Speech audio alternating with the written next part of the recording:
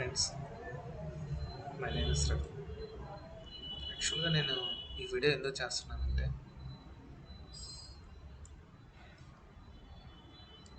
యాక్చువల్గా నేను మా ఫ్రెండ్స్ని చాలామందిని అడిగాను,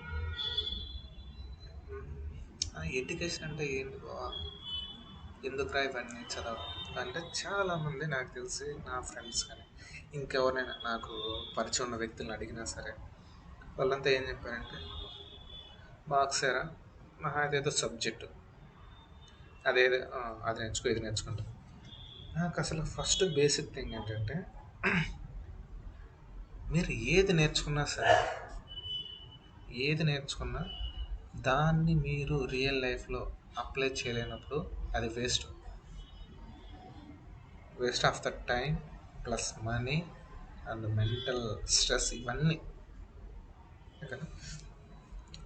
ఫస్ట్ అసలు ఈ ఎడ్యుకేషన్ ఎలా ఎలా వచ్చింది? ఎడ్యుకేషన్ అంటే నేర్చుకోవడం. అసలు ఫస్ట్ ఇవన్నీ ఎందుకు వచ్చాయి? మనం రియల్ లైఫ్లో చాలా చూస్తుంటాం, చాలామంది ఎన్నో కనిపెడతా ఉంటారు. అసలు వాటి మెయిన్ పర్పస్ ఏంది? మనుషులు పడే కష్టాన్ని తగ్గించి మనుషులు ఇంకా లైఫ్ని ఎంజాయ్ చేసే విధంగా చేయడం, వాళ్ళ కష్టాన్ని తగ్గించడం. ఓకేనా? అంటే హ్యూమన్ కంఫర్ట్ కోసం ఏది కనిపెట్టినా. ఫస్ట్ అసలు ఎడ్యుకేషన్ వచ్చింది ఎలా వచ్చింది? ఫస్ట్ పురాతన కాలం కాదు. పురాతన కాలంలో ఆది మానవులు ఏం చేసేవాళ్ళు? ఆది మానవులు అంటే వాళ్ళకి తండాలు తెగలు ఉండేవి, ఎక్కడో ఒక ప్లేస్లో ఉండేవాళ్ళు. ఆ ప్లేస్లో ఉండి ఇప్పుడు ప్రతి మనిషికి ఆకలి, దాహం ఇవి కామన్ కదా. సో అప్పుడు ఏం చేసేవాళ్ళు? ఏదైనా జంతువుని వేటాడడానికి వెళ్ళేవాళ్ళు. అంటే జంతువులను ఒకరే వేటాడలేరు కదా, అట్లీస్ట్ ఒక 4 to 5 మెంబర్స్ కానీ ఆ ఉన్న జంతువులు ఉంటాయి. ఒకవేళ ఏనుగైతే ఒక 10-15 మంది కానీ, అలా ఒక 10-15 మంది కావాల్సి వస్తుంది. సో అప్పుడు ఏం చేసేవాళ్ళు? వెళ్ళి వేటాడి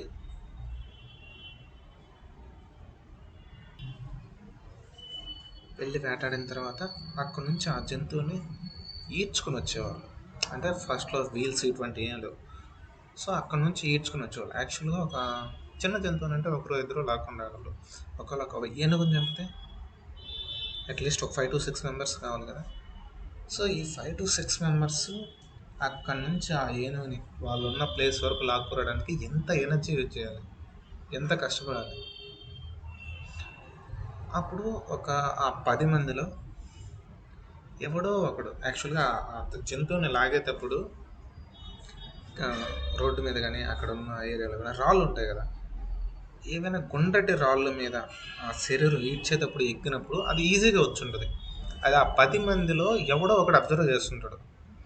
వాడు అబ్జర్వ్ చేసి, సో ఇటువంటి గుండ్రటి రాళ్ళ మీద ఎక్కువ ఎక్కితే ఆటోమేటిక్గా తక్కువ శక్తిని యూజ్ చేయొచ్చు అని చెప్పి ఎవడో కనిపెట్టాడు. సో అప్పుడు ఏం చేశారు? దాన్ని కాస్త ఇంప్లిమెంట్ చేసి ఎవాల్వ్ అయిన తర్వాత వీళ్ళు కనిపెట్టారు. ఇప్పుడేంది? ఒక 10 మంది చేయగలిసిన పనిని ఒక మనిషే చేయగలరు. ఒక మనిషి కానీ ఒక 2-3 మెంబర్స్ కానీ. సో అయిపోయిన తర్వాత వాళ్ళు అలా చెందుతున్నారు. అలా అది డెవలప్ అయింది. అంటే ఇప్పుడు ఎడ్యుకేషన్ దాని ఏంది? ఇప్పుడు ఇది కనిపెట్టారు. సో ఏది కనిపెట్టినా సరే ఫస్ట్ ఏంది? మనుషుల యొక్క కంఫర్ట్ కోసం. ఓకేనా? వాళ్ళు ఎక్కువ కష్టపడకుండా ఉండడం కోసం. ఇప్పుడు వాషింగ్ మిషన్ తీసుకోండి. ఇప్పుడు అంతకుముందు ఎలా ఉండేది? నాకు ఊహ తెలిసిన తర్వాత మా ఊరిని బేస్ చేసుకుంటే ఊర్లో అంతా కలిసి ఒక మనిషిని మాట్లాడుకునేవాళ్ళు. ఒక 10 ఇళ్ళు కలిసి, ఒక 20 ఇళ్ళు కలిసి ఒక పర్సన్ మాట్లాడుకుని అతను గుడ్లు వేసేవాళ్ళు. గుడ్లు వేసుకుంటే అతను వచ్చేసి వారానికి ఒక రోజు తీసుకెళ్ళి ఉతికి తీసుకొచ్చి ఇచ్చేవాడు. అది ఊర్లో అంటే ఓకే. ఇప్పుడు క్రమేణా ఇప్పుడు సిటీలో ఎట్టొస్తే మేబీ ఇదే విధంగా కొన్ని చోట్ల జరగచ్చు. ఇంకొంతమందికి ఒకవేళ డబ్బులు ఇచ్చే స్తోమత లేకపోతే వాళ్ళే ఉతుక్కుంటా ఉండొచ్చు. సో ఇప్పుడు ఇక్కడ మెయిన్ టాస్క్ ఏంది? మనుషులు గుడ్లు ఉతుకుతా ఉన్నారు. ఇది కాస్త కష్టమైన పని. మనుషులు చేయకుండా ఇంకే రకంగా అయినా దీన్ని చేయొచ్చా? ఓకేనా? సో అప్పుడు ఏంటి? అప్పుడు గుడ్లకి మురికి అవుతుంది. ఈ మురికిని ఎలా ఎలా రిమూవ్ చేయొచ్చు? ఎక్కువ శక్తి లేకుండా ఏమైనా అదే పౌడర్స్ కానీ ఏమైనా కెమికల్స్ ఏమైనా యాడ్ చేయొచ్చా? ఇవి యాడ్ చేసి దీన్ని ఏం చేయాలి? ఆ తర్వాత రుద్దుతారు. అంటే రెండింటి మధ్య ఫ్రిక్షన్ క్రియేట్ చేస్తారు. ఈ ఫ్రిక్షన్ ఎలా క్రియేట్ చేయొచ్చు? సో వీటన్నిటి గురించి ఆలోచించి ఎవడో ఒకడు వాషింగ్ మిషన్ కనిపెట్టాడు. ఆ వాషింగ్ మిషన్ని ప్రపంచం అంతా యూజ్ చేస్తుంది. యాక్చువల్గా సొసైటీ ఎలా డెవలప్ అవుతుందంటే, ఇప్పుడు 100 మంది ఉన్నారనుకో, దాంట్లో నాకు తెలిసినంత వరకు మ్యాక్సిమం ఒక 2 to 3 మెంబర్స్ వల్లే, 2 to 3 or 5 మెంబర్స్ వాళ్ళ వల్లే సొసైటీ డెవలప్మెంట్ అవుతుంది. మిగతా వాళ్ళంతా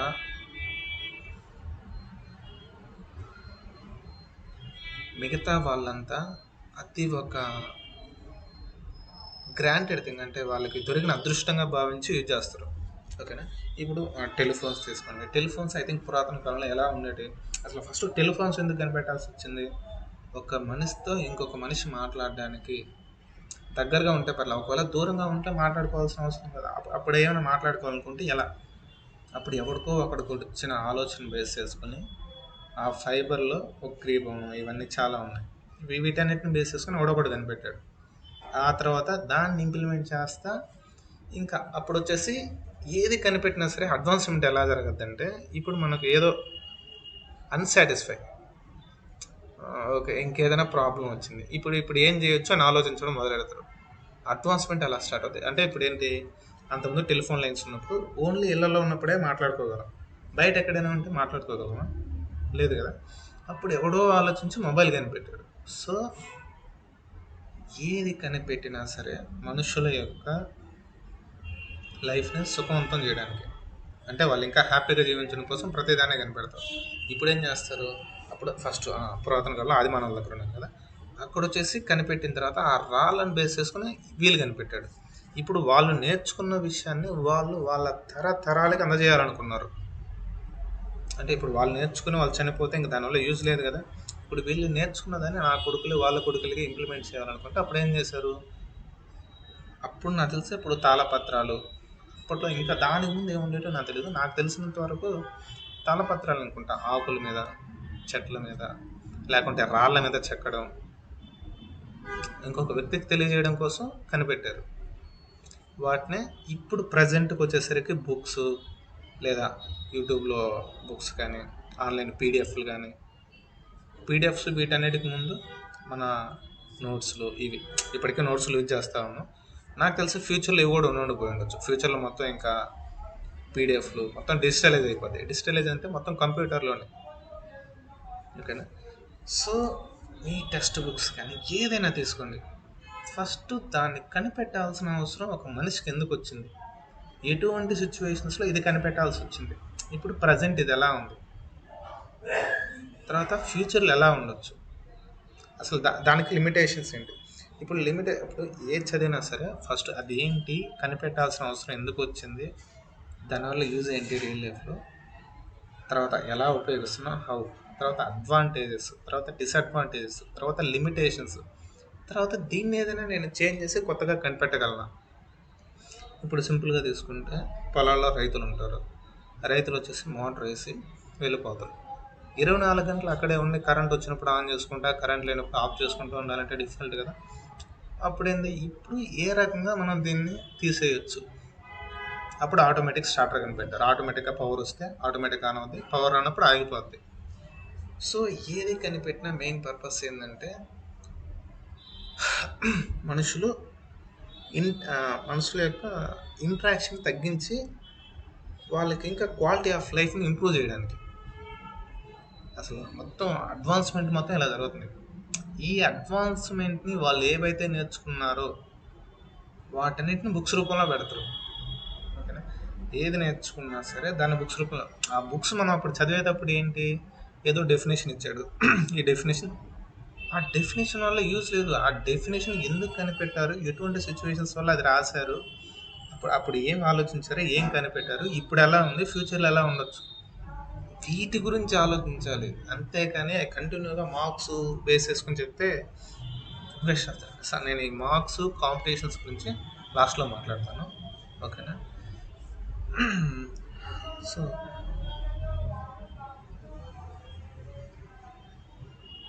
ఇంకా అలాగే తీసుకుంటే మనుషులు ఆలోచించి కొన్ని పనులు చేస్తూ ఉంటారు. ఇప్పుడు మనుషులు ఆలోచించే విధానాన్ని ఇంకేదైనా చేయగల, మనుషులు లేకుండా చేయగలగాల ఏదైనా పని, అప్పుడు ఇంకేమైనా ఉన్నాయా? అటువంటిప్పుడు కంప్యూటర్స్ కనిపెట్టారు. మనుషులు ఆలోచించే విధానాన్ని ఇంకోటి కూడా చేయగలగాలి, మనుషులు అదే అక్కడ ఉండాల్సిన అవసరం లేకుండా చేయాలి. అని చెప్పిన కంప్యూటర్స్. రైట్ నో అయితే ఆర్టిఫిషియల్ ఇంటెలిజెన్స్. మనుషులు చేయగలిగే ప్రతి పని ఒక మిషన్ చేయగలిగేలా చేయడం. అవి పూర్తిగా ఎమోషన్స్ అన్నీ ఉండకపోవచ్చు, బట్ అట్లీస్ట్ ఒక 50-60%. ఆ తర్వాత దాన్ని ఎలా చేయొచ్చు అన్నది ఇంకో క్వశ్చన్. ఓకేనా? సో బేసిక్ థింగ్ ఏది నేర్చుకున్నా సరే అది ఎటువంటి సిచ్యువేషన్స్లో కనిపెట్టారు ఏంటి, దాని అప్లికేషన్ రియల్ లైఫ్లో ఏంటి. మీరు ఏదైనా నేర్చుకోండి, ఎనీథింగ్, దాన్ని రియల్ లైఫ్లో మీరు అప్లై చేయలేనప్పుడు waste of the time, waste of the energy, stress. అసలు ఈ మూడు ఎందుకు క్రియేట్ అవుతాయి అంటే మీరు అసలు అది ఎందుకు అన్నది తెలుసుకోకపోవడం. అది కనిపెట్టాల్సిన అవసరం ఏంటి, దాని అవసరం ఎటువంటి సిచ్యువేషన్స్ కనిపెట్టారు, ప్రజెంట్ ఏంటి, ఫ్యూచర్లో ఎలా ఉండొచ్చు. ఓకేనా? నెక్స్ట్ ఇంకోటి ఏంటంటే ఈ అడ్వాన్స్మెంట్ మొత్తం కంటిన్యూగా జరుగుతూ ఉంటుంది. ఇందువల్ల ఇప్పుడు ఒక 100 మంది ఉంటే లాస్ట్ టైం చెప్పినట్టు ఒక 2-3 కంటిన్యూగా ఆలోచిస్తూ ఉంటారు, దీన్ని ఇంకా ఎలా ఇంప్లిమెంట్ చేయొచ్చు, ఇంకా కొత్త ఏం చేయొచ్చు. వీళ్ళ వల్ల మాత్రం సొసైటీ అడ్వాన్స్మెంట్ అవుతుంది. మిగతా వాళ్ళంతా అది వాళ్ళకి దొరికిన ఒక వరం లెక్క ఫీల్ అయ్యి ప్రతిదాన్ని యూజ్ చేసుకుంటారు తప్పితే అసలు ఇటువంటివన్నీ ఎలా తయారు చేస్తారు, ఎటువంటి మైండ్ సెట్ నుంచి వస్తాయి అన్న దాని గురించి ఎవడు ఆలోచించడు. అసలు అది ఆలోచిస్తారా, అసలు ఆలోచించరా, అసలు రియలైజ్ అయినా అవుతారా అని డౌట్ నాకు. ఒకవేళ రియలైజ్ అయినా వేరే పనులకి వాళ్ళ టైం కేటాయించేసి గమ్ముకుంటారా. నేను వాళ్ళు ఇదే చేయాలని చెప్పట్లే, ఒకవేళ రియలైజ్ అయితే ఏం చేస్తారని నా ఫీలింగ్ అంతే. నెక్స్ట్ ఇంకా వచ్చేసి ఐ థింక్ ఆ వీల్స్ తర్వాత ఏం జరిగాయి, వీల్స్ తర్వాత సైకిల్ వచ్చింది, సైకిల్ తర్వాత ఐ థింక్ మోటార్ బైక్స్ వచ్చాయి, మోటార్ బైక్స్ తర్వాత కార్లు, తర్వాత బస్సులు, తర్వాత ట్రైన్స్, మేబీ ఆ తర్వాత ఏరోప్లేన్స్, ఇలా డిఫరెంట్ వీటన్నిటి మెయిన్ పర్పస్ ఏంది, హ్యూమన్ ఒక ప్లేస్ నుంచి ఇంకో ప్లేస్కి వెళ్ళడానికి, లేదా వాళ్ళు యూజ్ చేయాల్సిన ఎనర్జీ కన్నా తక్కువ ఎనర్జీ చేసి తీసుకురావడానికి. ఇప్పుడు అసలు ఆ వీల్ కనిపెట్టిన తర్వాత బ్యాక్గ్రౌండ్గా సైన్స్ చదివినప్పుడు ఏంది, ఫ్రిక్షన్ వచ్చింది. ఫ్రిక్షన్ ఏంటి, ఒక వస్తువుకి ఇంకో వస్తువు కాంటాక్ట్ ఎక్కువ ఉన్నప్పుడు ఎక్కువ ఫోర్స్ ఉపయోగించాల్సి వస్తుంది, అదే తక్కువ కాంటాక్ట్ ఉంటే తక్కువ ఫోర్స్ ఉపయోగించాల్సి వస్తుంది. ఇది బ్యాక్గ్రౌండ్ ప్రిన్సిపల్. ఓకేనా? నెక్స్ట్ ఏదో వీలు ఉంది కదా, వీలు వచ్చింది, ఇది అని చదవడం కాకుండా అది ఎందుకు, ఎటువంటి సిచ్యువేషన్స్ వల్ల కనిపెట్టారు, దాని బ్యాక్గ్రౌండ్ సైన్స్ ఏంటి, సరే ప్రజెంట్ ఎలా ఉంది, వీటి గురించి ఆలోచిస్తూ ఉంటే మీకు నేర్చుకోవాలనే క్యూరియాసిటీ పెరగద్ది, నేర్చుకుంటారు. అంతేకాని వాళ్ళు ఏదో చెప్పినట్టు అలా నార్మల్గా చేస్తే ఎప్పటికీ నేర్చుకోలేరు. ఇంకోటి ఏంటంటే నేను చెప్పిన విధానం వల్ల చదవడం వల్ల మీకు దాని కోరు అంటే అది ఎక్కడి నుంచి స్టార్ట్ అయింది, దాని ఆరిజిన్ అర్థం అవుతుంది, ఎలా స్టార్ట్ అయింది, ఎలా మారిపోయింది, ఏంటి అనేది మీకు చాలా క్లారిటీ వస్తుంది. ఇప్పుడు మ్యాథ్స్ తీసుకోండి, మ్యాథ్స్లో ప్రతి దానికి మీనింగ్ ఉంటుంది. మనకి మ్యాథ్స్ అంటే చాలామంది భయపడి పారిపోతారు. భయపడి పారిపోవడానికి మెయిన్ రీజన్ ఏంటంటే వాళ్ళకి అది ఎందుకు స్టార్ట్ అయింది, ఎలా స్టార్ట్ అయింది అని చెప్పకుండా ఎక్కాలు లెక్క ఇచ్చేసి ఎక్కాలు బట్టి కొట్టండి, తర్వాత ఈక్వేషన్స్ చేయండి, అది చేయండి, తర్వాత ఇప్పుడు డిఫరెన్షియేషన్, ఇంటిగ్రేషన్. ఇప్పుడు డిఫరెన్షియేషన్ అంటే ఇప్పుడు ఒక రోజు తీసుకున్నాం, ఒక రోజులో 24 అవర్స్ ఉంటాయి కదా. 24 అవర్స్ ఉన్నప్పుడు నేను టెంపరేచర్ని మానిటర్ చేయాలనుకున్నాను. అంటే ఏదో ఒక మిషన్ రన్ చేస్తున్నాను, అది ఎంత టెంపరేచర్ వస్తుంది దాన్ని కంట్రోల్ చేయడానికి ఎవ్రీ 10 మినిట్స్కి ఒకసారి నేను టెంపరేచర్ నోట్ చేసుకుంటూ వచ్చాను అనుకో. ఈ టెంపరేచర్ అనేది కంటిన్యూగా వేరీ అవుతూ ఉంటుంది టైంతో పాటు. ఓకేనా? నాకు పర్టికులర్ టైంలో టెంపరేచర్ ఎంత కావాలి అని అనుకున్నప్పుడు డిఫరెన్షియల్ ఈక్వేషన్ వస్తుంది. డిఫరెన్షియల్ ఈక్వేషన్ అంటే డిఫరెన్షియేట్ పర్టికులర్ పాయింట్ని పాయింట్అవుట్ చేయడానికి. ఇంటిగ్రేట్ అంటే నేమ్లోనే ఉంటుంది, ప్రతి డెఫినేషన్కి నేమ్లోనే ఉంటుంది. ఆ పేరు ఎవడో ఊరికనే పెట్టాడు కదా, ఆ పేరు కూడా సమ్ మీనింగ్ ఉంటుంది. అది ఎందుకు పెట్టారు, ఏం ఆలోచించి పెట్టారు. ఇంటిగ్రేట్ అన్నిటిని కలిపి చెప్పడం ఇంటిగ్రేషన్. ఈ హోల్ మొత్తం ఆ టెంపరేచర్ రేంజెస్ మొత్తం ఒకేసారి చెప్పడానికి పర్టికులర్ ఇంత టైంలో ఇంత నుంచి ఇంత టైంలో ఎంత ఉంది, దీని గురించి మొత్తం కలిపి చెప్పడం ఇంటిగ్రేషన్. అలా ప్రతిదానికి మ్యాట్రిక్సెస్ కానీ ప్రతి దానికి మీనింగ్ ఉంటుంది. ఆ మీనింగ్ తెలియకుండా చదివితేనే స్ట్రెస్, ఫియరు ఇవన్నీ వస్తాయి. ఇంకోటి ఏంటంటే ఇవన్నీ కనిపెట్టడానికి ఒక్కొక్కరికి చాలా టైం పట్టింది, కానీ మనకు క్లాస్లో ఏదో ఆ ఈక్వేషన్స్ లెక్క చెప్పేస్తే ఆటోమేటిక్గా పారిపోతాం. అది ఎందుకు, ఏంటి, ఎలా వస్తుంది అన్న పాయింట్ ఆఫ్ వ్యూ చెప్తే ఎవరికైనా ఇంట్రెస్ట్ ఉంటుంది. ఎడ్యుకేషన్ మొత్తంలో కొన్ని సబ్జెక్ట్స్ అంటే భయపడడానికి మెయిన్ రీజన్ ఇది, చెప్పే విధానం. ఓకేనా?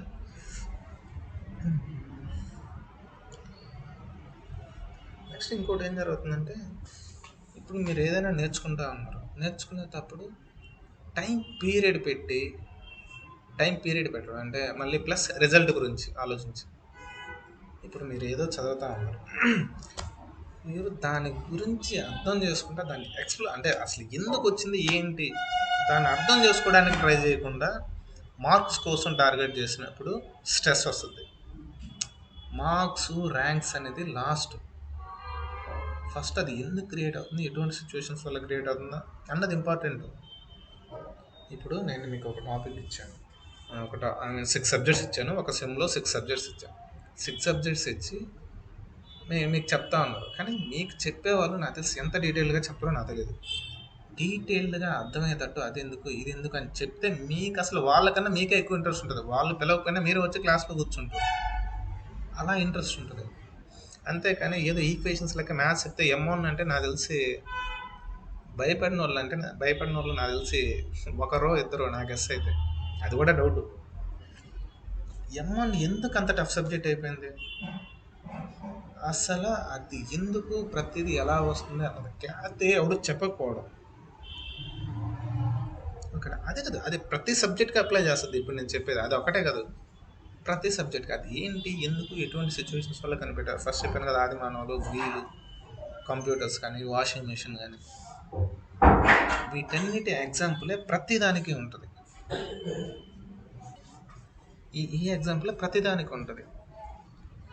ఇప్పుడు మీరు ఎవరో ఏదో చెప్తే దాన్ని ప్రోగ్రామ్ లెక్క మైండ్లో ఫీడ్ చేసుకునే కంప్యూటర్సా, రోబోట్సా? మీరు రోబోట్స్ కాదు కదా, మీరు మిషన్స్ కాదు కదా, మీరు మనుషులు కదా. ఆ రోబోట్స్ని, ఈ మిషన్స్ని మనం తయారు చేయాలి, కానీ మనమే రోబోట్స్ మిషన్స్ లాగా మారిపోకూడదు. ఓకేనా? సో నాకు తెలిసి మీరు తెలివైన వాళ్ళని నేను అనుకుంటున్నాను. సో మీరు ఏదైనా నేర్చుకోవాలనుకుంటే అసలు అది ఏంటి, ఎందుకు వచ్చింది అన్న దాని గురించి ఫస్ట్ ఫోకస్ అయినప్పుడు మీకు ఇంట్రెస్ట్ వస్తుంది, మీకు భయం ఉండదు. అంతేగాని ఎగ్జామ్లు, point of view, education system మొత్తం ఏంటంటే వాళ్ళు ఏదో ర్యాంకుల కోసం, మార్క్స్ కోసం ఫోకస్ చేస్తుంటారు. మీరు దయచేసి అదేదైనా ఉంటే మీకు లాస్ట్లో పెట్టుకోండి దాన్ని, ఫస్ట్ ఇది నేర్చుకోండి. ఈ ర్యాంక్స్, ఈ కాంపిటీషన్స్ అని ఎప్పుడు వచ్చాయంటే, ఫస్ట్ అందరికీ నాలెడ్జ్ ఉన్న తర్వాత వీళ్ళలో బెస్ట్ సెలెక్ట్ చేసుకోవడం కోసం కాంపిటీషన్స్ ఏవో పెడతారు. కానీ ఫస్ట్ మెయిన్ పర్పసే లేకుండా ఉత్త కాంపిటీషన్స్లో నువ్వు టాప్ రావడం వల్ల యూజ్ లేదు. ఫస్ట్ దాన్ని మెయిన్ పర్పస్ వదిలేసి మీరు సెకండ్ దాని మీద పడతారు. సెకండ్ దాని మీద పడడం వల్ల మీకు స్ట్రెస్, ఫీర్ అన్నీ ఏర్పడతాయి. ఓకేనా? మీరు చదివేటప్పుడు ఎంజాయ్ చేయడం నేర్చుకుని, ఎంజాయ్ చేయడం అంటే దాన్ని అర్థం చేసుకుంటుంటేనే మీకు వస్తుంది. అంతేగాని ఏదో ఒకటి చేసేయడం ఆబ్వియస్గా మీకు స్ట్రెస్, ఇరిటేషన్ అంటే ఇంకోటి ఉండదని నా ఫీలింగ్. ఓకేనా? నెక్స్ట్ టైం పీరియడ్, అదేనే కదా. ఇప్పుడు నేను సింపుల్గా చెప్పాలంటే నాకు క్రికెట్ అంటే చాలా ఇష్టం. ఓకేనా? క్రికెట్ వచ్చేసి నాకు క్రికెట్ ఆడడం అంటే చాలా ఇష్టం. అలాగని నాకు ఫైనల్ కప్పు కొట్టకూడదు అన్న నాకు ఉండదు. నాకు ఫైనల్ కప్పు కూడా కావాలని కోరుకుంటా. కానీ ఫస్ట్ నేను ఆ క్రికెట్ ఆడడాన్ని ఎంజాయ్ చేస్తాను. ఆ తర్వాత నేను కప్పు కొట్టినా కొట్టకపోయినా నాకు ఈ ఎక్స్పీరియన్స్ అంతా హ్యాపీనెస్ ఇస్తుంది. ఓకేనా? నేను గేమ్ ఆడితేనే నాకు హ్యాపీనెస్. ఆ తర్వాత కప్పు వస్తే ఇంకా హ్యాపీగా ఫీల్ అవుతా. కానీ అలాగని కప్పు రాకపోయినా సరే నేను హ్యాపీగా ఫీల్ అవుతా. అలా ఎన్ని టోర్నమెంట్లు జరిగినా వెళ్తానే ఉంటాను, ఎన్నిసార్లు ఫెయిల్ అయినా సరే. ఇక నా మెయిన్ పర్పస్ ఏంది, నాకు అది నేర్చుకుంటున్నప్పుడు ట్రమెండస్ హ్యాపీనెస్ వస్తుంది. గేమ్ ఆడుతున్నప్పుడు అది ఇంపార్టెంట్. ఎడ్యుకేషన్ కూడా అదే ఇంపార్టెంట్. ఓకేనా? మీరు నేర్చుకునేటప్పుడు మీకు హ్యాపీనెస్ రావాలి, అది ఒక అందమైన అనుభూతిలాగా మిగలాలి తప్పితే అదేదో ఒక టార్చర్ లెక్క ఈ ప్రపంచంలోనే నాకు తెలిసి అదే ఒక నరకంలోకి చాలామంది ఫీల్ అవుతారు. కానీ మేబీ అసలు ఆ విధంగా చెప్పకపోవడం వల్ల చాలామందికి ఆ ఇంట్రెస్ట్ పోతుందని నా ఫీలింగ్. సో నేర్చుకోవడం అనేది ఒక అందమైన ప్రాణం లెక్క ఉండాలనేది నా ఫీలింగ్. ఓకేనా? నెక్స్ట్ ఇంకోటి ఏంటంటే, ఆ టైం పీరియడ్ పెట్టినప్పుడు రిస్ట్రిక్ట్ చేస్తారు. ఇప్పుడు రేపు ఎగ్జామ్ ఉందనుకో, ఈరోజు బుక్ పట్టుకుంటే ఏదో ఒక డెఫినేషన్ ఉంటుంది, ఒక ఈక్వేషన్ ఉంటుంది, ఎక్కడెక్కడ నేర్చుకున్నాం, రేపు రాసాము, మార్క్స్ వచ్చేస్తాయి. అసలు ఆ ఈక్వేషన్ ఎందుకు కనిపెట్టారా బాబు అన్నది ఇంపార్టెంట్. తర్వాత దాని గురించి ఆలోచించండి, ఫస్ట్ వీటి మీద ఫోకస్ చేయండి. ఓకేనా? సో మీరు నేర్చుకునే ప్రాసెస్ని ఎంజాయ్ చేయాలి కానీ మార్క్స్ ర్యాంక్స్ కాదు. అవి ఆబ్వియస్గా మెంటల్ టార్చర్కి లీడ్ చేసి చాలామంది సూసైడ్ చేసుకోవడం కానీ ఇవన్నీ జరుగుతాయి. నేను చూసాను నా పర్సనల్ లైఫ్లో. ఓకేనా. నెక్స్ట్ వచ్చేసి చెప్పాను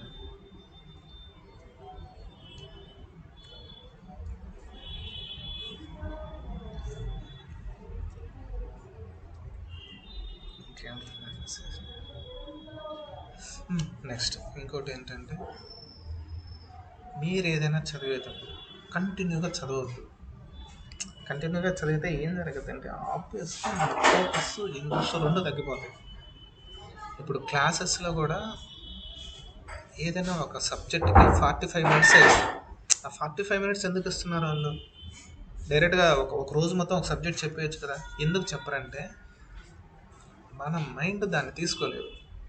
అదే సైకలాజికల్ ఫ్యాక్టర్. ఎందుకంటే మన ఫోకస్ ఇంట్రెస్ట్ పర్టికులర్ టైం వరకు మాత్రమే ఉంటుంది. ఒకవేళ మీరు ఒక 6 అవర్స్ కంటిన్యూగా చదివినా మీరు ఫస్ట్లో చదివింది నాకు తెలిసి 6 గంటలకు వచ్చేసరికి దాదాపు ఒక 20-30% ఉంది. అప్పుడే ఆ 6 అవర్స్లోనే ఒక 30-40% మర్చిపోతారు. ఉంటే అసలు గుర్తుండదని చెప్పట్లా. ఒక 60 అంతా గుర్తుంటుంది, 65 అనేది 70, దాదాపు 30 మర్చిపోతారు. మీరు అప్పుడు ప్రిపేర్ అయినప్పుడే ఒక దాదాపు 30% మర్చిపోవడంలో వాట్ ఇస్ ద యూజ్? అసలు ఏంటి మీరు నేర్చుకోవడంలో యూజ్ ఏంటి? ఓకేనా. ఇది నాకు ఎప్పుడు జరిగిందంటే ఎక్స్పీరియన్స్. నేను లాస్ట్ టైం గ్రూప్ డీకి ఎప్పుడో అప్లై చేశాను. ఒక నోటిఫికేషన్కి ప్రిపేర్ అవ్వడం స్టార్ట్ చేశాను. అంటే కరెక్ట్గా 15 days ప్రిపేర్ అయ్యాను. ఆ తర్వాత నేనే వదిలేసాను. ఎందుకంటే ఫస్ట్ ఏం జరిగిందంటే ఫస్ట్ డే నేను కొన్ని టాపిక్స్ నేర్చుకున్నాను, సెకండ్ డే నేర్చుకుంటున్నా, థర్డ్ డే అలా 15 days నేర్చుకున్నాను. నేను ఫస్ట్ డే ఏ టాపిక్ అయితే నేర్చుకున్నానో అదే నాకు 15th డేకి వచ్చేసరికి మర్చిపోయాను. అంటే ఏవో కొన్ని గుర్తున్నాయి తప్పితే పూర్తిగా గుర్తులేదు. కానీ ఏదైనా డిఫికల్ట్ క్వశ్చన్ ఇచ్చినప్పుడు అన్నీ గుర్తుండాలి నీకు. దాని కోర్ బేసిక్ పాయింట్స్ కానీ అదేంటి ఇదేంటి అన్నది గుర్తు లేకపోతే నువ్వు డిఫికల్ట్ క్వశ్చన్ సాల్వ్ చేయలేవు. సో గవర్నమెంట్ ఎగ్జామ్స్కి ప్రిపేర్ అయ్యే వాళ్ళు 100 బుక్స్ చదవరు. ఇప్పుడు ఏవో కరెంట్ అఫైర్స్ ఇవి తప్పితే అవి ఇవి తప్పితే యాడ్ అవుతాయి తప్పితే మిగతా అవన్నీ సేమ్ సిలబస్, అవి చేంజ్ కావు. కాకపోతే వాళ్ళు అన్నిసార్లు ఎందుకు చదువుతారంటే మర్చిపోతుంటారు. చదివిన దాన్ని ఎప్పుడైనా సరే లాంగ్ టైం గుర్తుపెట్టుకోగలగాలి. ఓకే, లాంగ్ టైం గుర్తుపెట్టుకోవాలి అన్న దాని గురించి నాకు చెప్తాను. సో ఫస్ట్ చదివారు కదా, చదివిన తర్వాత 6 అవర్స్ కంటిన్యూగా చదివితే ఆటోమేటిక్గా మీకు కాన్సన్ట్రేషన్ లెవెల్ ఇవన్నీ తగ్గిపోతాయి. సో మెయిన్ 45 minutes ఒక క్లాస్ పెట్టడానికి మెయిన్ రీజన్ ఏంటంటే మన ఇంట్రెస్ట్ ఫోకస్ కానీ 45 minutes ఉంటుంది మ్యాక్సిమం. నియర్గా ఎంతో కొంత ఉండొచ్చు, బట్ నేను రఫ్గా చెప్తున్నాను. ఓకేనా. అది డిపెండింగ్ అపాన్ ద పర్సన్, వాళ్ళకున్న క్యాపబిలిటీ, వాళ్ళకున్న ఇంట్రెస్ట్ అన్నిటి మీద చేంజ్ అయిపోతూ ఉంటుంది. సో ఇప్పుడు తీసుకుంటే ఏ సబ్జెక్ట్ అయినా సరే మీరు ఏది తీసుకున్నా సరే ఒక 30 minutes చదవండి. అంటే ఇది ఒక టెక్నిక్ పొమ్మోదోరా అని చెప్పేసి. నాకు ఆ టెక్నిక్ ఎవరు కనిపెట్టారు అన్నదానికన్నా ఎందుకు కనిపెట్టారు, ఎటువంటి సిచ్యువేషన్స్ వల్ల కనిపెట్టారు అన్నది ఇంపార్టెంట్. నేను దాన్ని ఫోకస్ చేసుకుని మాత్రం నేను చెప్తున్నాను. నేను దాని గురించి అతను ఎవరు కనిపెట్టారు కూడా నాకు ఎగ్జాక్ట్గా ఐడియా లేదు. సో నాకు తెలిసి అది అంత ఇంపార్టెంట్ కాదని నా ఫీల్. ఓకేనా. నెక్స్ట్ వచ్చేసి ఎందుకు కనిపెట్టారంటే ఆ ఇంట్రెస్ట్ లెవెల్, ఫోకస్ లెవెల్ పెంచడం కోసం. ఇప్పుడు 30 minutes చదివి ఒక 5 minutes బ్రేక్, తర్వాత 30 minutes, తర్వాత 5 minutes బ్రేక్, తర్వాత 30 minutes, తర్వాత 15 minutes ఒక లాంగ్ బ్రేక్ తీసుకోండి. ఇక్కడ ఈ బ్రేక్ టైంలో ఏం చేయదు, కాస్త ప్రశాంతంగా కూర్చోండి. ఈ బ్రేక్స్ ఇవ్వడం వల్ల ఏం జరగద్దంటే అప్పటి వరకు మీరు కోల్పోయిన ఇంట్రెస్ట్ కానీ మీ ఫోకస్ లెవెల్ కానీ మళ్ళీ రైజ్ అవుతాయి. ఆ రైజ్ అయినప్పుడు మీరు మళ్ళీ ప్రశాంతంగా అన్నిటినీ నేర్చుకోగలరు. సో కంటిన్యూగా ఫోకస్ అవుతుంది. ఇప్పుడు నేను చెప్పిన ఈ పర్టికులర్ స్టాండర్డ్ రూల్ని మీరు ఫాలో అవ్వాల్సిన అవసరం లేదు. 30 minutes, 5 minutes, 30 minutes, ఇది మీరు ఎగ్జాక్ట్గా ఫాలో అవ్వాల్సిన అవసరం లేదు. బట్ ఏంటంటే మీరు నేర్చుకునేటప్పుడు కానీ స్టడీ చేసేటప్పుడు కంటిన్యూగా బ్రేక్స్ ఇవ్వడం మొదలుపెట్టాలి. అప్పుడు మీకు రిజల్ట్ తెలుస్తుంది. ఇప్పుడు నేను ఏదో చెప్పాను ఇంకా మీకు అది అప్లై చేస్తున్నప్పుడు మీరు నేర్చుకునేది మీకు ఇంట్రెస్ట్ ఉందా లేదా. ఇప్పుడు మీరే ఒక ఎక్సర్సైజ్ తీసుకోవచ్చు. ఏదైనా ఒక టాపిక్ సబ్జెక్ట్ తీసుకోండి, కంటిన్యూగా ఒకసారి 4 hours చదవండి. ఇంకోసారి నేను చెప్పిన టెక్నిక్ అది ఎవరో కనిపెట్టింది, బట్ నేను చెప్తున్నాను అనుకోండి, దాన్ని అప్లై చేసి చూడండి. అప్పుడు మీకు రిజల్ట్ తెలుస్తుంది కదా, దాన్ని బేస్ చేసుకుని మీరు ఏదైనా చేయొచ్చు. సో నేను చెప్పేది ఎఫెక్టివ్గా ఉంటే మీరు అదే ఫాలో అవ్వచ్చు. ఓకేనా. ఇది అన్ని రకాల ఎగ్జామ్స్నే కదా చదవడానికి ప్రతి దానికి అప్లై అవుతుంది. నెక్స్ట్ చదివిన దాన్ని లాంగ్ టైం ఎలా గుర్తుపెట్టుకోవాలి. యాక్చువల్గా ఏది నేర్చుకున్నా సరే మీరు దీనికి ఎబింగాస్ అని చెప్పేసి ఒక అతను అది కనిపెట్టాడు. I will show you. Just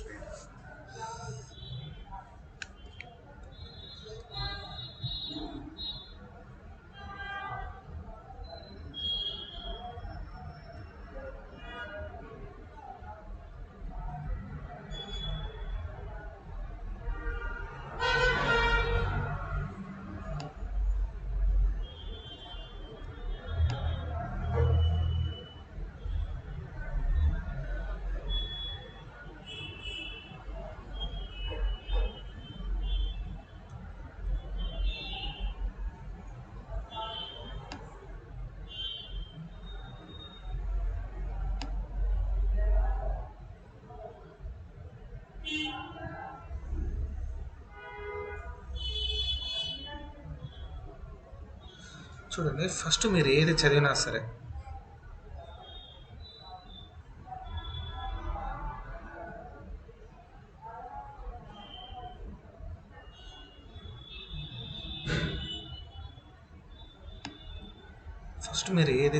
సరే ఇప్పుడు చదివారనుకోండి,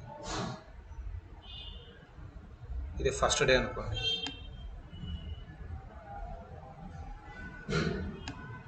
ఇది సెకండ్ డే అనుకోండి,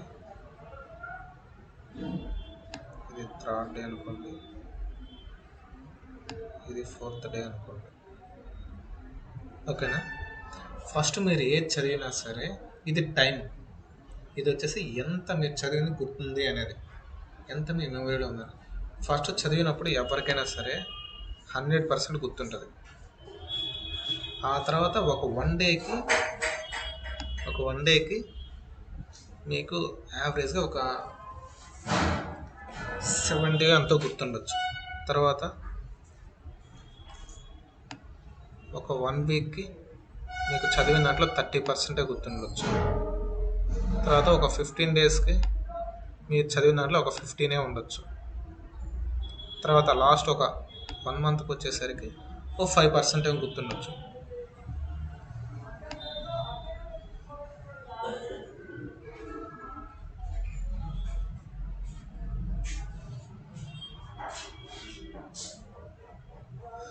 సో మీరు చదివింది ఒక 5% గుర్తుండొచ్చు. సో అప్పుడు ఏం చేయాలి, మీరు ఒక నేర్చుకున్నదే ఒక 1 మంత్కి మీకు 5%కి వస్తే యూజ్ ఏంటి. సో మీరు ఏదైతే నేర్చుకుంటున్నారో అది టైం టు టైం వచ్చేసి మీరు మర్చిపోతూ ఉంటారు.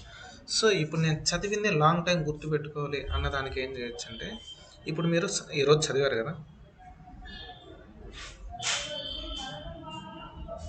ఇది ఈరోజు చదివారు కదా, ఈరోజు చదివిన 100% గుర్తున్న తర్వాత ఫస్ట్ రివిజన్ మీరు ఆ రోజు నైట్ పడుకునే ముందు ఒకసారి చదివింది.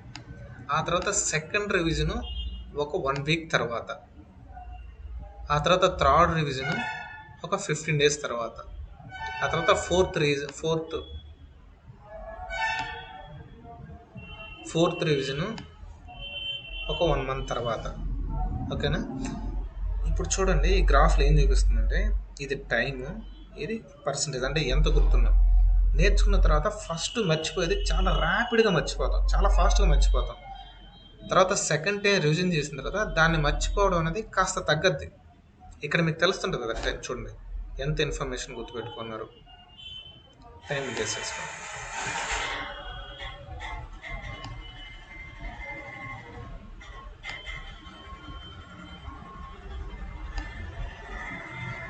తర్వాత థర్డ్ టైం మీరు రివిజన్ చేసిన తర్వాత దాన్ని మర్చిపోయేది తగ్గిపోతుంది. మీరు ఎన్నిసార్లు రివిజన్ చేస్తే అంత ఎక్కువ టైం గుర్తుపెట్టుకుంటారు. ప్లస్ ఇంకోటి ఏంటంటే, ఈ రివిజన్ చేసేటప్పుడు కూడా యాక్చువల్గా తను కనిపెట్టిన టెక్నిక్ పేరు ఏంటంటే స్పేస్ రిపిటేషన్. అంటే నేమ్లోనే ఉంది, స్పేస్ రిపిటేషన్. మీరు రిపీట్ చేసేటప్పుడు మధ్యలో గ్యాప్ ఇవ్వండి. ఆ గ్యాప్ కూడా పెరుగుతూ ఉండాలి. మీరు ఫస్ట్ రివ్యూ 1 డేకి చేస్తే సెకండ్ రివ్యూ 1 వీక్, తర్వాత 15 డేస్, తర్వాత ఎవ్రీ 1 మంత్. ఈ రివిజన్ మధ్య, అంటే ఈ రివిజన్ చేసేటప్పుడు మధ్యలో టైం పెరగాలి. ఈ పర్టికులర్ స్టాండర్డ్ నేను చెప్పే రూల్ను ఫాలో అవ్వాల్సిన అవసరం లేదు. మీరు ఏది చేసినా సరే దాని మధ్య గ్యాప్ అనేది పెంచుకుంటూ వెళ్తే ఎక్కువ టైం గుర్తుంటుంది. ఎందుకంటే యాక్చువల్గా మనం ఏదైనా విషయాన్ని నేర్చుకున్న తర్వాత మనం మర్చిపోయేటప్పుడు దాన్ని తిరిగి గుర్తు తెచ్చుకోవడానికి ట్రై చేసినప్పుడు మన బ్రెయిన్ దాన్ని ఇంకా ఎక్కువ స్టోరేజ్ చేసుకుంటుందంట. యాక్చువల్లీ దీని బిహైండ్ సైకలాజీ కానీ సైన్స్ ఫ్యాక్టర్స్ కానీ బ్రెయిన్ ఎలా వర్క్ అవుతాయి అన్న దాని గురించి నాకు ఐడియా లేదు. సో మెయిన్ పర్పస్ ఏంటంటే నేర్చుకున్నది లాంగ్ టైం గుర్తుపెట్టుకోవడానికి మన బ్రెయిన్ ఏదో ప్రాసెస్ చేస్తుంది, అది ఇంపార్టెంట్. సో నేను దాన్ని బేస్ చేసుకునే చెప్తున్నాను, ఓకేనా? అది సో మీరు చదివేటప్పుడు కంటిన్యూగా బ్రేక్స్ తీసుకోండి. మళ్ళీ ఆ బ్రేక్స్ టైంలో ఒక 2-3 చిన్న బ్రేకులు తీసుకున్న తర్వాత ఒక లాంగ్ బ్రేక్ ఒకటి తీసుకోండి. అలాగే మీరు రివిజన్ చేసుకునేటప్పుడు కూడా ఖచ్చితంగా దాని మధ్య గ్యాప్ని పెంచుకోండి. ఆ రివిజన్ చేసే టైం మధ్య గ్యాప్ని ఇవన్నీ పెంచుకొని మీరు దాన్ని యూజ్ చేసుకుంటారు అనుకుంటున్నాను.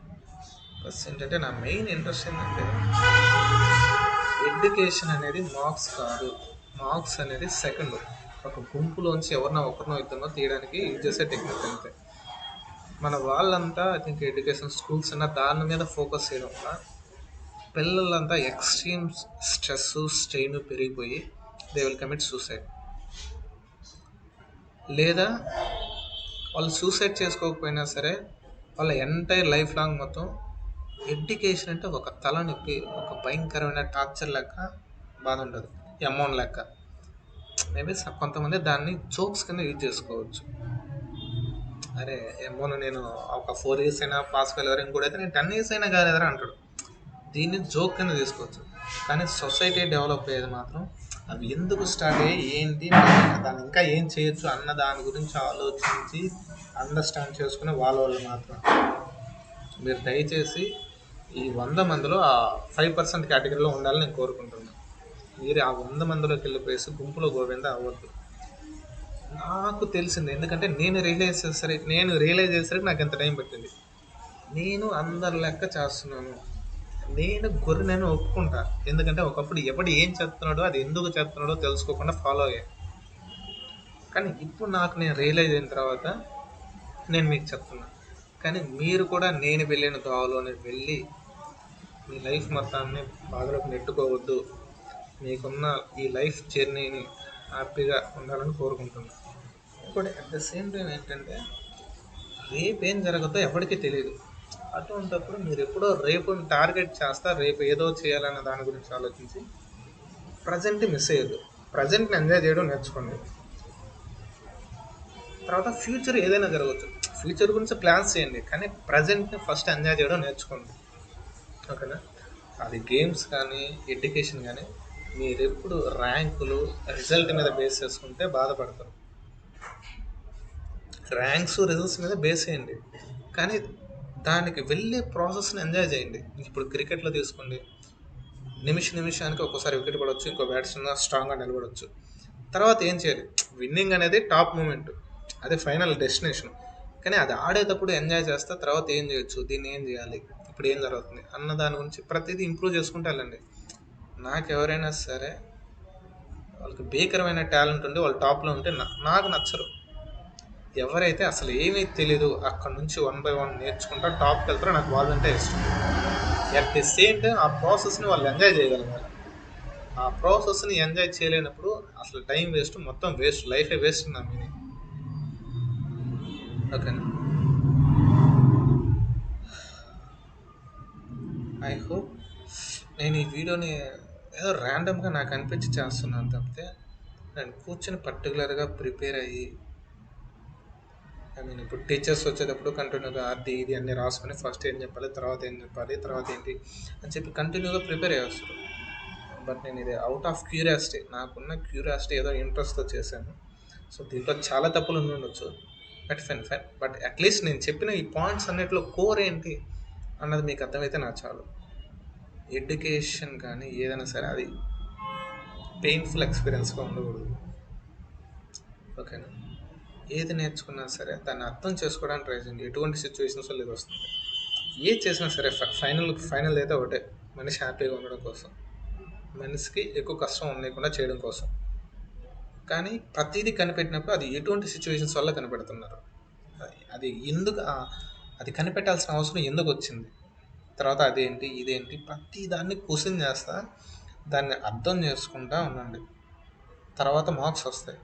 మార్క్స్ ర్యాంక్స్ నేను వదిలేయమని చెప్పను, బట్ అది వచ్చేసి థర్డ్ ఫోర్త్లో ఉండాలి మీ ప్రయారిటీ లిస్ట్లో. ఫస్ట్ ప్రయారిటీ ఎంజాయ్ చేయడం, నేర్చుకునే ప్రాసెస్ని ఎంజాయ్ చేయడం. ప్రపంచం మొత్తాన్ని చదవచ్చు, ఓకే. ప్రపంచం మొత్తం అంటే సింపుల్ ఇప్పుడు నాకు ఒకటి గుర్తొచ్చింది. యాక్చువల్గా బ్యాక్ బెంచర్స్ అంటే నాకు చాలా ఇష్టం. I love them. ఎందుకంటే ఫ్రంట్ బెంచ్లో ఉండే వాళ్ళంతా ఏం చేస్తారంటే టీచర్ ఏం చెప్తాడా దాన్ని రాసుకుందాం, రాద్దాం, మార్క్స్ ఎలా తెచ్చుకోవాలి అన్న దాని గురించి ఆలోచిస్తాడు. బ్యాక్ బెంచ్లో ఉండేవాడు ఎలాగో క్లాసెస్ మీద ఇంట్రెస్ట్ ఉండదు. సో ఇంకా వాడు ఏం చేస్తాడు, వాటి మీద ఇంట్రెస్ట్ లేదు కాబట్టి ఇంకా ఆబ్వియస్గా గమ్ము కూర్చుంటాడు. ఇంకా అయిపోయింది, ఎడ్యుకేషన్ అయిపోయింది, బీటెక్ ఏదో డిగ్రీ ఏదో సమ్ అదర్ థింగ్స్ అయిపోయిన తర్వాత బయటకు వచ్చేసాడు. బయటకు వచ్చిన తర్వాత ఏం జరుగుతుంది, వచ్చిన తర్వాత వీడికి జాబ్ రాదు. ఆబ్వియస్గా జాబ్ రానప్పుడు వీడేం చేస్తాడు, వీడు ఇంకా ప్రపంచంలో మిగతా వాళ్ళంతా ఎలా బ్రతుకుతున్నారు, దేన్ని బేస్ చేసుకుని బ్రతుకుతున్నారు అన్న దాని గురించి ఆలోచిస్తాడు. జాబ్కి బై మీనింగ్ డెఫినేషన్ ఏంటంటే జాయినింగ్ ఆఫ్ బిజినెస్, ఓకేనా. జాయినింగ్ ఆఫ్ బిజినెస్ అంటే ఎవడో పెట్టిన ఒక బిజినెస్లో వెళ్ళి జాయిన్ అవ్వడం, okay. So first back bench చేస్తారు, వాళ్ళు ఇంకా బయటకు వచ్చిన తర్వాత జాబ్ లేదు, ఇంకా ఖాళీగా ఉంటారు. అప్పుడు చూస్తారు, ఓకేనా. చూసినప్పుడు ఎవడో ఒక షాప్ పెట్టుంటాడు, చికెన్ షాప్ పెట్టాడు. వాడి దగ్గరికి 100 మంది వచ్చి చికెన్ తీసుకొని వెళ్తూ ఉంటారు. ఇప్పుడు వీడు ఆలోచించాడు, వీడు ఏం ఆలోచిస్తాడు, ఓకే చికెన్ అనేది ఏంటి, ఫుడ్ ఐటమ్. చాలామంది తినడానికి కొత్త కొత్త ఐటమ్స్ని, కొత్త కొత్త రకాల టేస్ట్ని ఇష్టపడతారు. ఆ ఇష్టపడిన దాంట్లో ఈ చికెను, తర్వాత మటన్, ఆ తర్వాత ఫాస్ట్ ఫుడ్, ఇలా సో మెనీ థింగ్స్ చాలా ఉండొచ్చు. కానీ మెయిన్ పర్పస్ ఏంది, మనిషికి కొత్త కొత్త రుచులని చూడడం అంటే ఇష్టం, అది ఫుడ్స్లో, ఓకేనా. ఇంకా చాలా అదర్ థింగ్స్ ఉండొచ్చు, అది నెక్స్ట్ మ్యాటర్, ఓకేనా. సో వీడు వచ్చేసి అప్పుడు ఆలోచించి నేను ఒక చికెన్ షాప్ పెడతాను, తర్వాత ఎవరినో ఒకరిని పెట్టుకుంటా, ఓకేనా. తర్వాత ఇన్కమ్ సంపాదిస్తాను. వీటన్ని టార్గెట్ ఏంది, మనీ అయి ఉండొచ్చు. మనీ ఏంది, నీ అవసరాలు తీరడానికి అంతే. బట్ అదే ప్రపంచంలో పెట్టుకోకండి, అదే ప్రపంచంలో పెట్టుకుంటే అది ఇంకో టార్చర్ అది. సో ఇది నేను సింపుల్గా ఒక చికెన్ షాప్తో చెప్పాను. దీన్ని నేను లార్జ్ స్కేల్లో తీసుకుంటా, ఒక పెద్ద మహేంద్ర కంపెనీ పెట్టాను. మహేంద్ర కంపెనీ అనేది ఏంటి, వెహికల్స్ సంబంధించింది. సో అటువంటిప్పుడు ఆ బిజినెస్ పెట్టేవాడికి టోటల్ నాలెడ్జ్ ఉండాల్సిన అవసరం లేదు. ప్రపంచంలో మనుషులకు ఉన్న అవసరాలు, వాటిని ఏ రకంగా క్యాచ్ చేసుకోవచ్చు అన్న నాలెడ్జ్ ఉంటే చాలు, ఓకేనా. ఆ తర్వాత టెక్నికల్ నాలెడ్జ్ కోసం ఇంకొకటి ఎవడో ఉంటే వాడిని తీసుకొచ్చేసి ఆ జాబ్లో పెట్టచ్చు. ఆ టెక్నికల్ నాలెడ్జ్ ఎవరో కదా, ఫ్రంట్ బెంచ్ స్టూడెంట్స్, ఓకేనా. ఈ బిజినెస్ పెట్టేవాడు ఎవడో బ్యాక్ బెంచ్ స్టూడెంట్. సో మీరు దయచేసి ఫ్రంట్ బెంచ్ అవ్వద్దు, బ్యాక్ బెంచ్ అవ్వద్దు. ఏంటి రెండు కాదని చెప్తున్నా అంటున్నారా, నేను అదే చెప్తాను. ఎందుకంటే మీరు ఫ్రంట్ బెంచ్ ఉంటే ఓన్లీ అవి మాత్రమే నేర్చుకుంటారు, బ్యాక్ బెంచ్ ఉంటే ఓన్లీ బిజినెస్ సైడ్ నేర్చుకుంటారు. నేనేమనుకుంటానంటే మీరు రెండు అవ్వాలని కోరుకుంటాను. మీరు టీచరు అవ్వండి, ఫ్రంట్ బెంచ్ స్టూడెంట్ అవ్వండి, బ్యాక్ బెంచ్ స్టూడెంట్ అవ్వండి, ప్రపంచాన్ని చదవగలిగే వ్యక్తి అవ్వండి, ఓకేనా. ఓన్లీ ఏదో ఒకటో రెండో కాదు, ఓకేనా. ఆ ఒకటో రెండో నేర్చుకుంటే టార్చర్. మీరు ఏది నేర్చుకున్నా సరే దాని ఆరిజిన్, దాని పుట్టుక, అసలు ఎందుకు స్టార్ట్ అయింది, ఎలా స్టార్ట్ అయింది, తర్వాత ఏంటి, ఎలా మారుతా వచ్చింది, ఇప్పుడు ఎలా ఉంది, ఫ్యూచర్లో ఎలా మారచ్చు, ప్రతి దాన్ని చదవడం నేర్చుకోండి. అలాగే ప్రతి సెకండ్ ఎంజాయ్ చేయడం నేర్చుకోండి. మీరు ఎంజాయ్ చేయలేనప్పుడు మీరు ఉన్నా లేకపోయినా పెద్ద డిఫరెన్స్ లేదు. రోజు రేపు ఏం జరుగుతుందో, ఆ ఎగ్జామ్ దరే అది రాయకపోతే ఏంది, ఇవన్నీ ఆలోచిస్తే ఏంటి యూజ్ అయింది అసలు. మీరు ఆ సెకండే చచ్చిపోయినట్టే. రేపటి గురించి ఆలోచిస్తే ఈరోజు పోయినట్టే. బతుకున్నా పెద్ద డిఫరెన్స్ లేదు శవానికి మీకు అప్పుడు, ఓకేనా. సో మీరు శవాలు, రోబోట్లు, మెషిన్స్ కాదని నా ఫీలింగ్. సో మీరు ప్రతి సెకండ్ ఎంజాయ్ చేస్తా లైఫ్ని హ్యాపీగా గడపాలని నేను కోరుకుంటాను. ఎనివే ఈ వీడియోలో నేను ఏదో అవుట్ ఆఫ్ క్యూరియాసిటీతో చేశాను. సో దీంట్లో ఏమైనా తప్పున్నా, మిస్టేక్స్ ఉన్నా సారీ, ఎక్స్ట్రీమ్గా సారీ. ఎవరి కోసం కూడా చేయలేదు, నా అవుట్ ఆఫ్ క్యూరియాసిటీ, ఓకేనా. I hope you like this video. లేదా మీకు ఏదైనా క్లారిటీ కావాలనుకుంటే నాకు కామెంట్ సెక్షన్స్లో కామెంట్స్ పెట్టండి. ఇప్పుడు చెప్పిందనే ఈ టాపిక్ మొత్తాన్ని ఇంకాస్త నేను మీ అందరికి ఎక్కువ ఇంట్రెస్ట్ ఉంటే ఇంకాస్త డీటెయిల్గా చెప్పడానికి ట్రై చేస్తాను. అట్లీస్ట్ మీకు నేను చెప్పాలనుకున్న పాయింట్ అర్థమైందని నా ఫీలింగ్, ఓకేనా. ప్రతి దానికి మీనింగ్ ఉంటుంది. ఆ మీనింగ్ని తెలుసుకోవడానికి ట్రై చేయండి. దాని ఎగ్జిస్టెన్స్ రీజన్ తెలుసుకోవడానికి ట్రై చేయండి. ఓకేనా? At the same time try to love each moment, either education or sports, it does not matter. లైఫ్కి అసలు మీనింగ్ లేదనేదే నాకు ఒక పాయింట్ ఆఫ్ వ్యూలో నేను నమ్మిన సిద్ధాంతం. ఓకేనా? సో లైఫ్కి మీనింగ్ లేనప్పుడు నేను ప్రతి సెకండ్ని మీనింగ్ఫుల్ చేసుకుంటాను. ఓకే.